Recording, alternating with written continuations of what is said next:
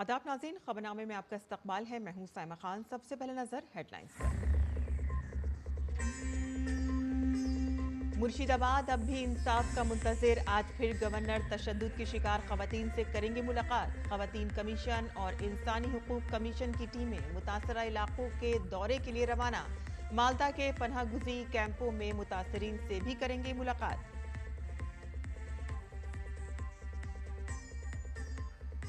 उत्तराखंड में 20 तारीख तक आंधी की पेशगोई। सालाबारी और मूसलाधार बारिश का अलर्ट जारी।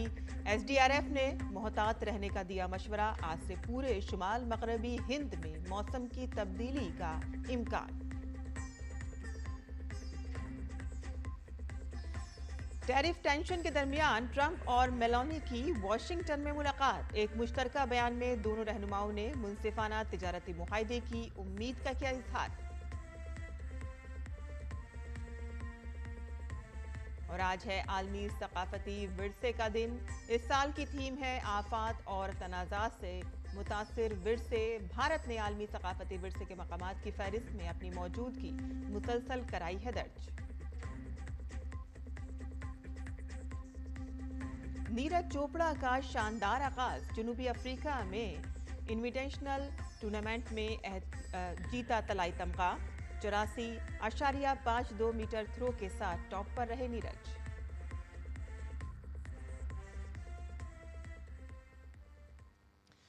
और अब खबरें तफसील से। कौमी कमीशन बराए खवातीन की चेयरपर्सन विजया राहतकर ने मुर्शिदाबाद में तशद्दुद को तशवीशनाक करार दिया है। कौमी कमीशन बराए खवातीन ने तहकीकाती कमेटी तश्कील दी है। विजया राहतकर ने कहा है कि हमारी कोशिश होगी कि इन तमाम खवातीन के लिए इंसाफ को यकीनी बनाया जाए। महिलाएं बहुत डर गई है और उसी के साथ साथ हम ये भी कह रहे हैं कि असुरक्षा की भावना उनके मन में बहुत ज़्यादा है। तो इन सभी घटनाओं का हमने संज्ञान लिया है और राष्ट्रीय महिला आयोग ने एक जांच कमेटी का एक गठन किया है। उन सभी महिलाओं को जो अभी वहाँ से पीड़ित भी है, तकलीफ़ में है, ऐसे उन सभी महिलाओं को मैं मिलने वाली हूँ, उनके साथ बात करने वाली हूँ। मैं मुर्शिदाबाद भी जाऊंगी और मालदा भी जाऊंगी। मुर्शिदाबाद के सैकड़ों हिंदू खानदान बेघर होने के बाद नकल मकानी पर मजबूर हैं। कुछ मालदा में पनाह ले रहे हैं तो कुछ कहीं और इस दौरान खवातीन कमीशन और कौमी इंसानी हुकूक कमीशन की टीमें मगरबी बंगाल के दौरे पर हैं। दोनों ही टीमें तशद्दुद से मुतासरा इलाकों के दौरे के लिए रवाना हो चुकी हैं और जांच के बाद रिपोर्ट पेश करेंगी। कौमी इंसानी हुकूक कमीशन ने मगरबी बंगाल के मुर्शिदाबाद में वफ़ तरमीमी एक्ट के खिलाफ एहतजाज में तशद्दुद का नोटिस लिया है और मामले की संगीनी के पेश नज़र तहकीकात के लिए एक टीम रवाना की है।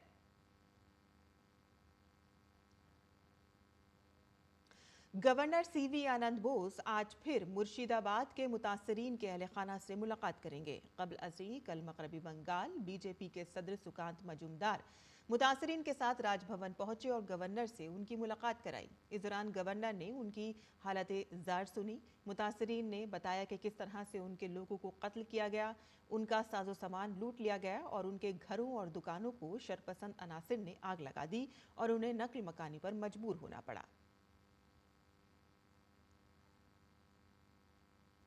वहीं दाऊदी बोरा बिरादरी के एक वफ्द ने कल वज़ीर-ए-आज़म नरेंद्र मोदी से मुलाकात की है। वफ्द ने वक्फ तरमीमी एक्ट पर इज़हार तशक्कुर किया। वफ्द ने कहा कि ये कम्युनिटी का देरीना मुतालबा था जिसे पूरा कर लिया गया है। वफ्द ने सबका साथ, सबका विकास, सबका विश्वास के वज़ीर-ए-आज़म के विजन पर एतमाद का इजहार किया।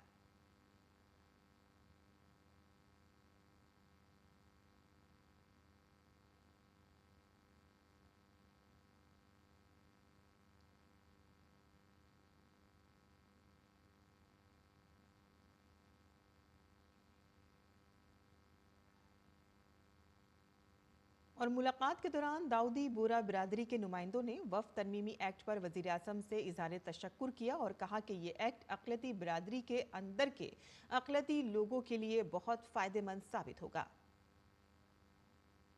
1923 से हम ये गुहार गवर्नमेंट से लगा रहे हैं कि हमें एग्जेम्पशन चाहिए। साहब, ये जो एक्ट आया है वो प्रिवी काउंसिल क्यों लेकर आई? प्रिवी काउंसिल ने ये एक्ट इनेक्ट किया माइनॉरिटी के प्रोटेक्शन के लिए, लेकिन साहब आपने ये एक्ट इनैक्ट किया सिर्फ माइनॉरिटी के प्रोटेक्शन के लिए नहीं, बल्कि माइनॉरिटी विद इन माइनॉरिटी के लिए।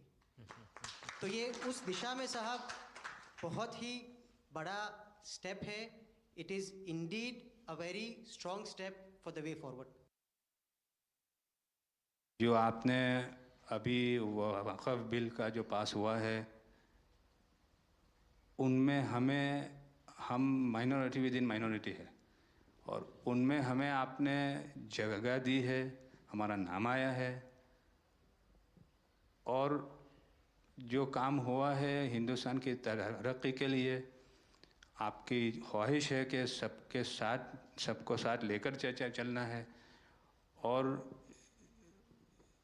जो काम हुआ है और हो रहा है वो इंशाअल्लाह इंडिया के लिए, हिंदुस्तान के लिए और पूरे देश के लिए बहुत खूब होगा।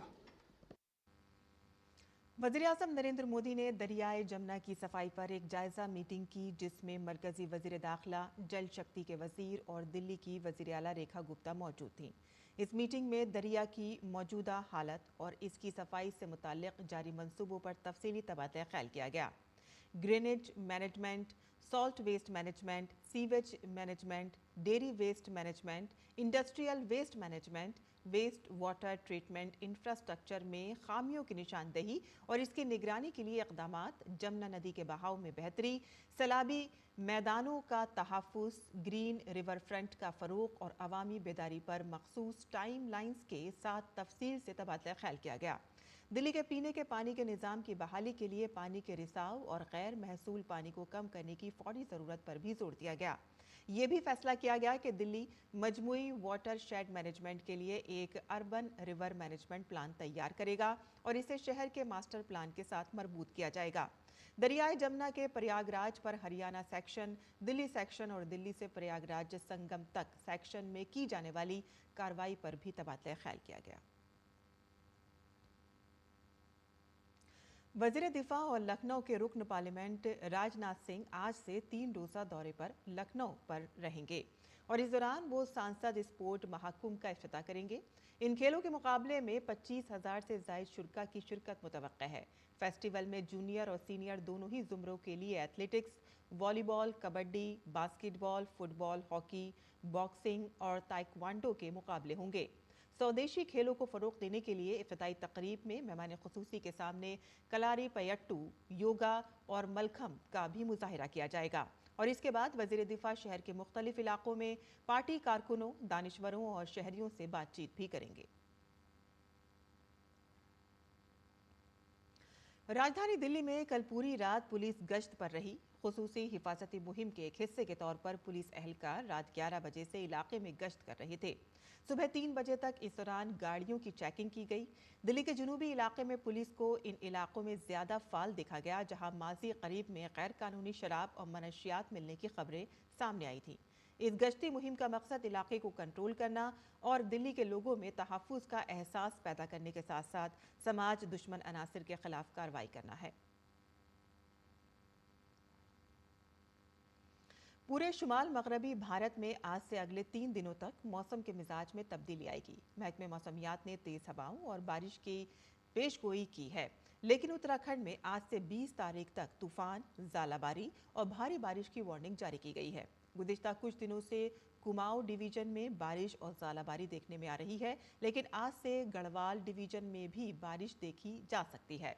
महकमे मौसमियात का कहना है कि वेस्टर्न डिस्टर्बेंस की वजह से उत्तरकाशी, रुद्रप्रयाग, चमोली, टिहरी, पौड़ी और देहरादून के कुछ हिस्सों में 20 अप्रैल तक बारिश का इम्कान है, जबकि रियासत के बाकी अजला में कुछ मकामात पर हल्की बारिश का भी इम्कान है। इन अजला में न सिर्फ बारिश बल्कि आसमानी बिजली भी गिरने की तवक्को है।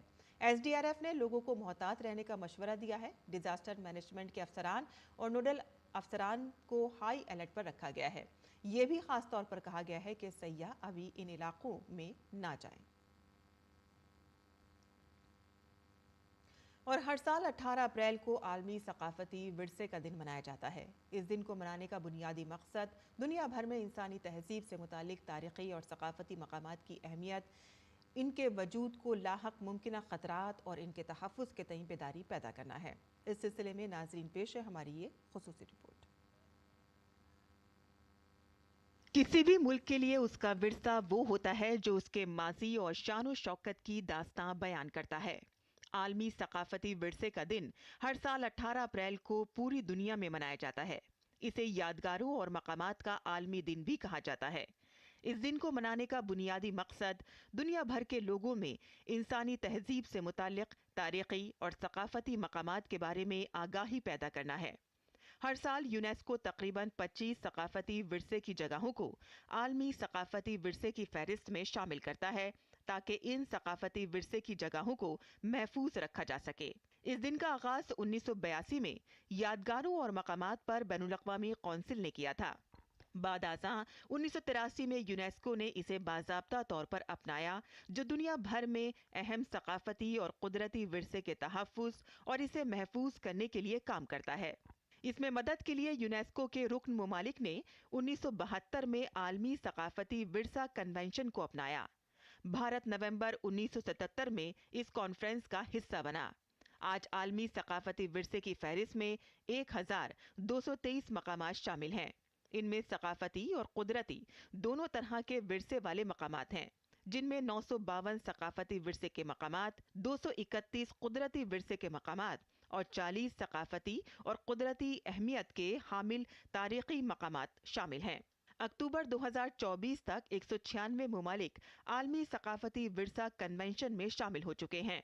गुज़िश्ता कुछ सालों के दौरान भारत ने आलमी सकाफती विरसे की फहरिस्त में अपनी मौजूदगी को मुसलसल बढ़ाया है। जुलाई 2024 में Moidam mount burial system of the Ahom dynasty को आसाम की सकाफती जायदाद के तौर पर शामिल किया गया और इसके साथ ही भारत के 43 विरसे आलमी सकाफती विरसे की फहरिस्त में शामिल हैं और 62 विरसे यूनेस्को की आर्जी फहरिस्त में शामिल हैं। भारत में 3697 कदीम यादगारें और आसार कदीमा हैं, जिन्हें कौमी अहमियत का हामिल करार दिया गया है। इनके तहफ़्फ़ुज़ और देखभाल के लिए आर्कियोलॉजिकल सर्वे ऑफ इंडिया जिम्मेदार है। हर साल हेरिटेज डे का एक खास मौजू होता है। साल 2024 में आलमी सकाफती विरसे के दिन का थीम तनव्वु की दरियाफ्त और तजुर्बा करना था। इस साल वर्ल्ड हेरिटेज डे 2025 का थीम है हेरिटेज आफात और तनाज़ात से खतरा, तैयारी और इकोमोस के 60 साल के इक़दामात से सबक। भारत ने अपने वसी सकाफती और कुदरती विरसे के तहफ़्फ़ुज़, बहाली और इजाफे के लिए बहुत से मानेखेज़ इक़दामात किए हैं। एक विरासत को अपनाओ प्रोग्राम 2017 में शुरू किया गया था और 2023 में एक विरासत को अपनाओ 2.0 के तौर पर इसे नई शक्ल दी गई। ये निजी और अवामी ग्रुपों को अपने कॉरपोरेट समाजी जिम्मेदारी के फंड्स का इस्तेमाल करते हुए महफूज यादगारों पर सहूलियात में इजाफा करने में मदद करने की इजाज़त देता है। अब तक इस प्रोग्राम के तहत आर्कियोलॉजिकल सर्वे ऑफ इंडिया और मुख्तलिफ रियासतों की मुख्तलिफ शिराकतदार तंजीमों के दरमियान 21 मफाहमत नामों पर दस्तखत किए गए हैं। Bureau report, DD news Urdu खबरें। और आखिरकार 24 साल बाद दिल्ली में लाहौरी गेट म्यूजियम की हेरिटेज इमारत तैयार हो गई है। साल 2003 में MP और साबिक मरकजी वजीर विजय गोयल ने अपने 50 लाख रुपए के MPLA फंड से इसकी तामीर और इफ्तिताह करवाया था, लेकिन इसके बाद ये दोबारा अपनी साबका हालत में आ गया था। लेकिन साबिक मरकजी वजीर विजय गोयल ने वजारत सकाफत से 4 करोड़ रुपए का फंड लेकर दोबारा काम शुरू करवाया। गोयल पिछले 24 सालों से इसकी तज़ीन व आराइश और इसमें एक अच्छा म्यूजियम कायम करने की कोशिश कर रहे हैं। इस लाहौरी गेट म्यूजियम का जायजा लेते हुए हमारे नुमाइंदे गिरीश निशाना ने साबिक मरकजी वजीर विजय गोयल से खुसूसी बातचीत की।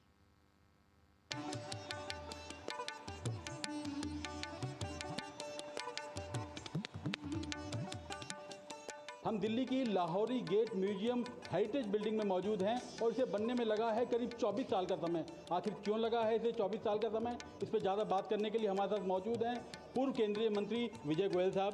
सर 2002 में मैं मेंबर ऑफ पार्लियामेंट था चांदनी चौक से, तब मैंने देखा कि ये 200 साल पुरानी बिल्डिंग की जर्जर हालत है और इसमें 6 बाई 6 फुट के अंदर एक छोटी सी डिस्पेंसरी चलती है जी। सारी बिल्डिंग बेकार पड़ी थी, तो मैंने डिस्पेंसरी को शिफ्ट किया और यहाँ पर रिस्टोरेशन करने की ठानी। अपना 50 लाख रुपये अपने फंड से दिया और MCD से इसको ठीक कराना शुरू किया।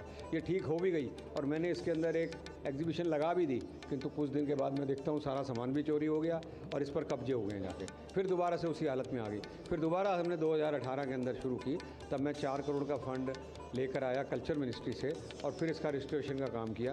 धक्के खाते खाते खाते आज इस स्टेज पर पहुंची है कि बिल्डिंग तो तैयार हो गई है, अब इसके अंदर आर्टिफैक्ट्स आने हैं, उसके लिए मुझे फ़ंड लाने और पड़ेंगे ताकि एमसीडी इसके अंदर उसका आर्टिफैक्ट्स को सजाकर इसको चांदनी चौक का आईना बनाए, जिसमें सब कुछ देखने को मिलेगा। चांदनी चौक की विरासत, चांदनी चौक की संस्कृति, चांदनी चौक का खान पान, उसका रहन सहन, उसकी बिल्डिंगें, उसकी हवेली, उसके लोग, ये सब देखने को आपको मिलेगा। विदेशी पर्यटकों के लिए ये बड़ा आकर्षण का केंद्र होगी। सर, पर्यटक जो हैं वो कब से इसका आनंद ले सकते हैं और क्या क्या खास देखने को मिलेगा? 1 वर्ष के अंदर हम इसको पूरा कर देंगे। अब पर्यटक देखेंगे इसके अंदर लाल किला, फतेहपुरी मस्जिद, जामा मस्जिद, गौरी शंकर मंदिर, जैन मंदिर, दरीबा, खान पान, रहन सहन, और इसके साथ साथ देखेंगे बाज़ार, दरीबा बाज़ार है, किनारी बाज़ार है, या फिर ड्राई फ्रूट मार्केट है, या मसाला मार्केट है, वो सब भी उसको देखने को मिलेगा। फिर जितने खेल हैं, चाहे वो पटेबाजी है या कुश्तीबाजी है या पतंगबाजी है या कबूतरबाजी है, उनकी भी झलक देखने को मिलेगी। तो ये थे विजय गोयल साहब जो बता रहे थे कि किस तरह से लाहौरी गेट म्यूजियम है उसको बनाने में 24 सालों का समय लगा है, और इसके पीछे कहीं ना कहीं अथक प्रयास है विजय गोयल साहब का, जिन्होंने अपने सांसद फंड से इसकी शुरुआत की और अब संस्कृति मंत्रालय के सहयोग से इसे पूरी तरह से तैयार किया जा रहा है। जल्द ही पर्यटक यहाँ आएंगे और पुरानी दिल्ली की शान और शौकत को यहाँ देख पाएंगे। कैमरामैन मनोज चोपड़ा के साथ गिरीश निशाना, DD न्यूज़, दिल्ली। और आज गुड फ्राइडे मनाया जा रहा है। दुनिया भर के गिरजाघरों में खुसूसी दुआई इज्तिमात का एहतमाम किया जा रहा है। ये ईसा मसीह की कुर्बानी को याद करने का दिन है। गुड फ्राइडे इंसानी मुआशरे को मोहब्बत, इल्म और अदम तशद्दुद का पैगाम देता है। ये ईस्टर त्यौहार से पहले जुम्मे को मनाया जाता है। एक अकीदा ये भी है कि ईसा मसीह अपने मसलूब होने के बाद तीसरे दिन, जुम्मे के दिन यानी कि इतवार को दोबारा जिंदा हो गए, और इसीलिए ईस्टर त्यौहार 2 दिन बाद मनाया जाएगा। गुड फ्राइडे दुनिया के मुख्तलिफ ममालिक में मुख्तलिफ तरीक़ों से मनाया जाता है।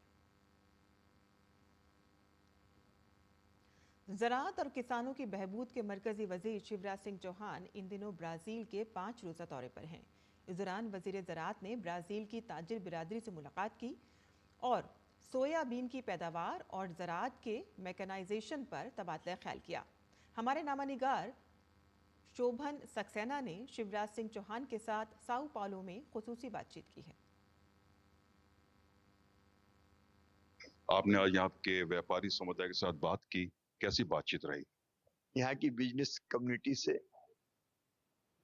जिसमें कई प्रमुख ऑर्गेनाइजेशन थे, अभियोगों जैसे, आज बहुत महत्वपूर्ण चर्चा हुई है। भारत और ब्राजील दोनों मित्र राष्ट्र हैं, और जहां तक कृषि का सवाल है, भारत में आज भी 45% जनता खेती के काम में लगी है, और कृषि ब्राजील की अर्थव्यवस्था की भी रीढ़ है। दोनों में सहयोग की अपार संभावनाएं हैं। कई क्षेत्रों में पहले से ही काम चल रहा है, लेकिन उस काम को और आगे बढ़ाने की चर्चा हुई। विशेषकर ब्राजील पहले अपनी खाद्य जरूरतों के लिए आयात पर निर्भर था, लेकिन पिछले दिनों कुछ वर्षों में ब्राजील ने न केवल अपनी खाद्य सुरक्षा सुनिश्चित की, बल्कि दुनिया के कई देशों को वो अब निर्यात करता है, एक्सपोर्ट करता है। भारत की खेती भी बड़ी तेजी से आगे बढ़ रही है, और इसलिए दोनों में सहयोग की अपार संभावनाएं हैं। उनको आज हमने तलाशा। अब जैसे सोयाबीन का उत्पादन यहाँ बहुत ज्यादा है भारत के मुकाबले, तो भारत में सोयाबीन का उत्पादन कैसे बढ़े, उत्पादन केवल नहीं, प्रोसेसिंग के क्षेत्र में भी हम साथ मिलकर काम कर सकते हैं। सर, अन्न सुरक्षा का एक बहुत महत्वपूर्ण मुद्दा है आजकल दुनिया में। इस क्षेत्र में भारत और ब्राजील कैसे सहयोग कर सकते हैं? ये भारत ने पहले ही कहा है, वसुधैव कुटुंबकम, सारी दुनिया ही एक परिवार है। हम अपनी खाद्य सुरक्षा के लिए तो चिंतित हैं ही, लेकिन आज मुझे कहते हुए गर्व है कि प्रधानमंत्री नरेंद्र मोदी जी के नेतृत्व में भारत ने अपनी खाद्य सुरक्षा सुनिश्चित कर ली है। दुनिया के कई देशों को भी हम एक्सपोर्ट कर रहे हैं, लेकिन भारत और ब्राजील दोनों मिलकर पूरी दुनिया की खाद्य सुरक्षा को सुनिश्चित करने का बहुत महत्वपूर्ण काम कर सकते हैं। और इसलिए दोनों में सहयोग होगा, रिसर्च के क्षेत्र में भी, अनुसंधान के क्षेत्र में भी, मैकेनाइजेशन के क्षेत्र में भी, अच्छे बीज निर्माण के क्षेत्र में भी, फूड प्रोसेसिंग के क्षेत्र में भी, इथेनॉल जैसे क्षेत्रों में भी हम पर्यावरण भी बेहतर बनाने का काम कर सकते हैं, उस पर भी हम आपस में सहयोग करेंगे। तो डीडी इंडिया से बात करने के लिए बहुत बहुत धन्यवाद। और नाज़रीन, अब पेश है दिल्ली से शाया होने वाले उर्दू अखबारात का मुख्तसर जायजा।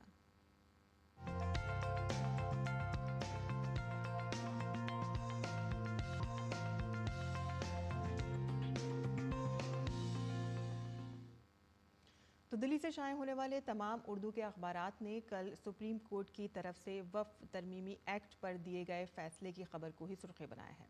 रोजनामा राष्ट्रीय सहारा की शह सुर्खी है, वक्फ बोर्ड में नई तकरीरों पर रोक, 5 अहम एतराज़ात पर होगी समाअत। आगे की खबरें भी जान लेते हैं, जहां आपको बता दें कि राजधानी दिल्ली में भी अब लाउड स्पीकर के इस्तेमाल से मुतालिक सख्त हिदायत जारी की गई हैं। दिल्ली पुलिस ने लाउड स्पीकर के लिए नए उसूल जारी किए हैं, जिनके मुताबिक मजहबी मकामात समेत सभी जगहों पर मुकर्ररा डीबी हद पर अमल करना लाजमी होगा और बगैर इजाज़त लाउड स्पीकर का इस्तेमाल ममनू करार दिया गया है। आगे जान लेते हैं, नायब सदर जमहूरिया जगदीप धनखड़ का सख्त रद्द अमल सामने आया है। वो सुप्रीम कोर्ट की हिदायत पर आया है। आपको बता दें कि राज्यसभा के तरबियत याफ्ता अफराद के छठे बैच से खिताब करते हुए नायब सदर जगदीप धनखड़ ने सख्त रद्द अमल का इजहार किया और कहा है कि मुल्क में ऐसी सूरत हाल पैदा नहीं की जा सकती है कि कोई भी सदर जमहूरिया को हिदायत दे सके और अदलिया का किरदार मुशावरती है। उन्होंने कहा है कि मुशावरत रजामंदी नहीं है और आप हमें हिदायत नहीं दे सकते कि हम तयशुदा वक्त में अपना फैसला सुनाएं। दरअसल सुप्रीम कोर्ट ने हालिया फैसले पर मबनी ये रद्दअमल उनका सामने आया है। फैसले के तनाजुर में सुप्रीम कोर्ट ने कहा है कि सदर को ज़्यादा से ज़्यादा 3 माह की मुद्दत में गौर के लिए भेजे गए बिलों पर फैसला करना होगा। इस बात पर नायब सदर जमहूरिया जगदीप धनखड़ का ये रद्दअमल सामने आया है। आगे की सुर्खी जान लेते हैं, जैसे कि तमाम लोग अब हज की तैयारी कर रहे हैं और उसी के हवाले से कई खबरें भी यहाँ पर सामने आ रही हैं। हज 2025 के लिए अब सऊदी अरब में वादी मीना, मैदान अरफात और मुज़दलिफ़ा में हुज्जाज इकराम के बैठने के लिए आराम गाह जगह बनाने का फ़ैसला अब किया गया है। आगे की खबरें भी जान लेते हैं, जहाँ आपको बता दें कि राजधानी दिल्ली से है और राजधानी दिल्ली में भी यहाँ पर हुज्जाज इकराम के जाने का सिलसिला अब शुरू होने जा रहा है और 30 अप्रैल से 30 मई तक हज परवाज़ों का सिलसिला जारी रहेगा। यहाँ आपको रोज़नामा इनकलाब से एक तस्वीर दिखाते हैं। आपको इजराइल की यहाँ पर दरिंदगी जाहिर करने वाली ये तस्वीर है, जिसे वर्ल्ड प्रेस फ़ोटो का अवार्ड हासिल हुआ है। एक 9 साला फ़िलिस्तीनी लड़के की तस्वीर है ये, जो world press photo of the year का अवार्ड इसने हासिल किया है। गज़ा पर इजराइल की जारहाना हमलों के दौरान इस लड़के के दोनों बाजू ज़ाया हो गए हैं।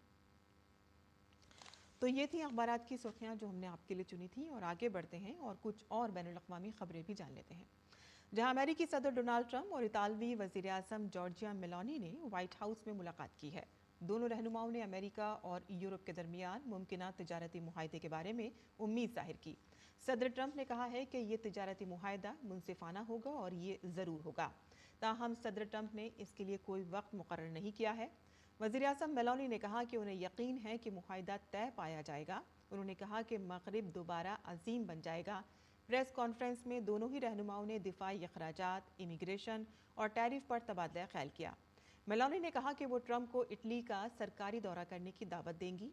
काबिल ज़िक्र है कि सदर ट्रंप की जानिब से इत्तेहादी ममालिक से दरामदात पर 20% महसूलात आयत करने और फिर मुअत्तल करने के बाद से इतालवी वज़ीर आज़म वाशिंगटन का दौरा करने वाली पहली यूरोपीय रहनुमा हैं। वज़ीर आज़म मेलोनी ने इससे कबल अमेरिकी टैरिफ को गलत करार दिया था। फ्लोरिडा स्टेट यूनिवर्सिटी के कैंपस में जुमेरात को फायरिंग से खौफ व हिरास का माहौल है। आला हुक्काम के मुताबिक फायरिंग के नतीजे में 2 अफराद हलाक जबकि 4 अफराद के ज़ख्मी होने की इत्तला है। ज़ख्मी अभी तक तिल्हासी मेमोरियल हेल्थ केयर में ज़ेर इलाज हैं। पुलिस ने इस मामले में एक मुश्तबा शख्स को भी हिरासत में लिया है। हिरासत में लिए गए शख्स से पूछताछ की जा रही है। इजराइल और हमास के दरमियान जारी जंग के दरमियान हमास ने गजा के इलाके में जंग के खात्मे के लिए एक समझौते की तजवीज़ पेश की है। हमास के गजा के सरबराह खलील अल हैया ने कहा है कि हमास इजरायली जेलों में कैद फ़िलिस्तीनियों की एक मखसूस तादाद के बदले इजरायली यरगमालियों को रिहा करने के लिए तैयार है। खलील ने कहा कि वो फौरी तौर पर यह मुआहदा करने पर राज़ी हैं। इजराइल के साथ बिलवास्ता बातचीत के लिए हमास की मुज़ाकराती टीम के सरबराह खलील अल हैया ने एक टेलीविज़न तकरीर में कहा है कि ग्रुप ने उबूरी जंगबंदी मुआहदे को मुस्तरद कर दिया है। और भारत के स्टार भाला फेंक एथलेटिक नीरज चोपड़ा ने सीजन का आगाज गोल्ड मेडल से किया है। नीरज इस साल पहली बार ट्रैक पर आए और गोल्ड मेडल जीतने में कामयाब रहे। 2 बार के ओलंपिक मेडलिस्ट नीरज ने जुनूबी अफ्रीका में एक दावती टूर्नामेंट में तलाई तमगा जीता। नीरज 84.52 मीटर की थ्रो के साथ इवेंट में सरे-फहरिस्त रहे। ये इस टूर्नामेंट में उनका बेहतरीन थ्रो भी था।